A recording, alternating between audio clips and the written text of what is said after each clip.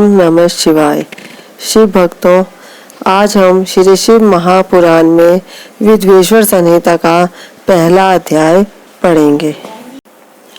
प्रयाग में सूत जी से मुनियों का तुरंत पापनाश करने वाले साधन के विषय में प्रश्न, जो आदि और अंत में तथा मध्य में भी नित्य मंगलमय है, जिनकी समानता अथवा तुलना कहीं भी नहीं है, जो आत्मा के स्वरूप को प्रकाशित करने वाले देवता परमात्मा हैं, जिनके 5 मुख हैं और जो खेल ही खेल में अनायास जगत की रचना, पालन और संहार तथा अनुग्रह एवं तिरोभाव रूप 5 प्रबल कर्म करते रहते हैं।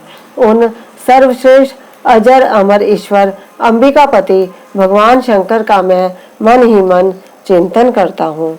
व्यास जी कहते हैं, जो धर्म का महान क्षेत्र है और जहाँ गंगा यमुना का संगम हुआ है, उस परम पुण्यमय प्रयाग में जो ब्रह्मलोक का मार्ग है, सत्य व्रत में तत्पर रहने वाले महातेजस्वी महाभाग महात्मा मुनियों ने एक विशाल ज्ञान यज्ञ का आयोजन किया।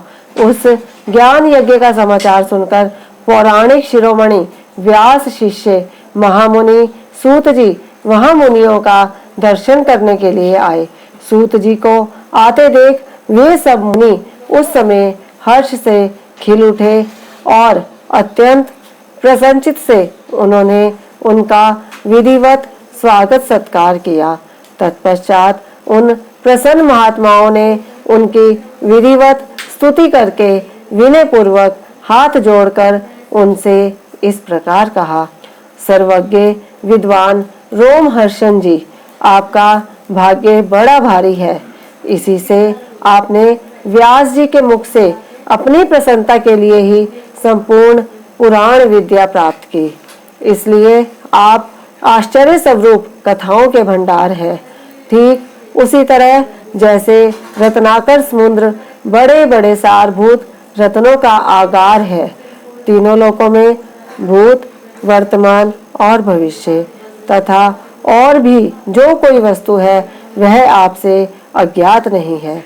आप हमारे सौभाग्य से इस यज्ञ का दर्शन करने के लिए यहाँ पधार गए हैं और इस व्यास से हमारा कुछ कल्याण करने वाले हैं, क्योंकि आपका आगमन निरर्थक नहीं हो सकता। हमने पहले भी आपसे शुभ अशुभ तत्व का पूरा वर्णन सुना है, किंतु उससे तृप्ति नहीं होती। हमें उसे सुनने की बारंबार इच्छा होती है।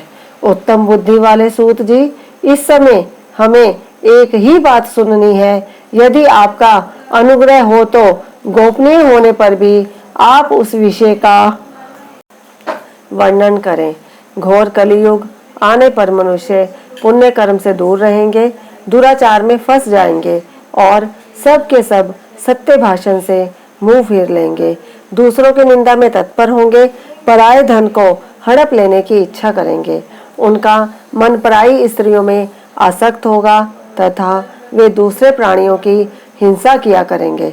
अपने शरीर को ही आत्मा समझेंगे, मूढ़, नास्तिक और पशु बुद्धि रखने वाले होंगे, माता पिता से द्वेष रखेंगे, ब्राह्मण लोभ रूपी ग्राह के ग्रास बन जाएंगे, वेद बेचकर जीविका चलाएंगे, धन का उपार्जन करने के लिए ही विद्या का अभ्यास करेंगे और मद से मोहित रहेंगे, अपनी जाति के कर्म छोड़ देंगे, प्राय दूसरों को ठगेंगे, तीनों काल की संध्या उपासना से दूर रहेंगे और ब्रह्म ज्ञान से शून्य होंगे।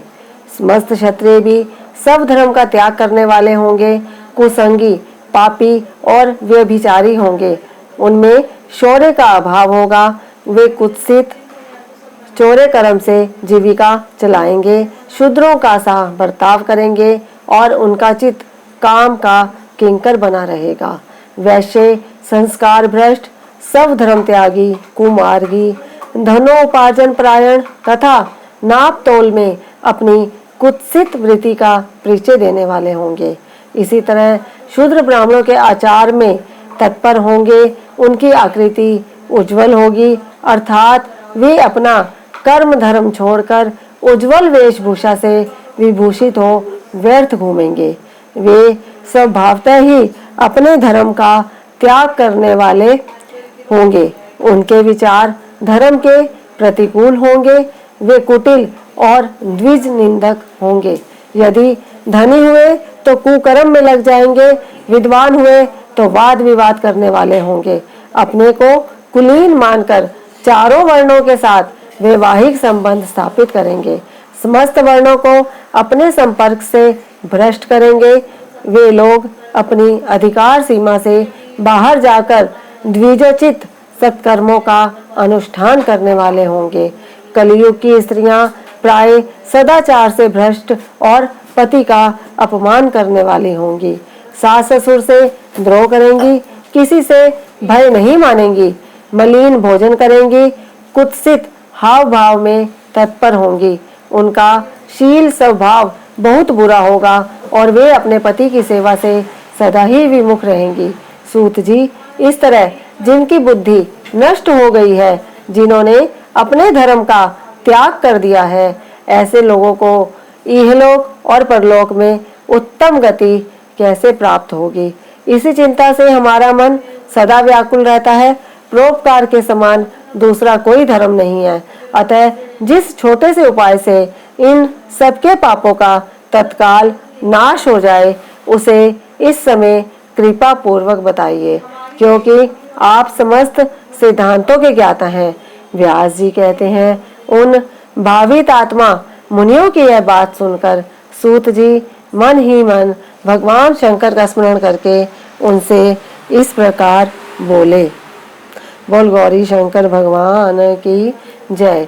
आज हमने विद्वेश्वर संहिता का पहला अध्याय पढ़ा। कल हम शिव पुराण का परिचय पढ़ेंगे।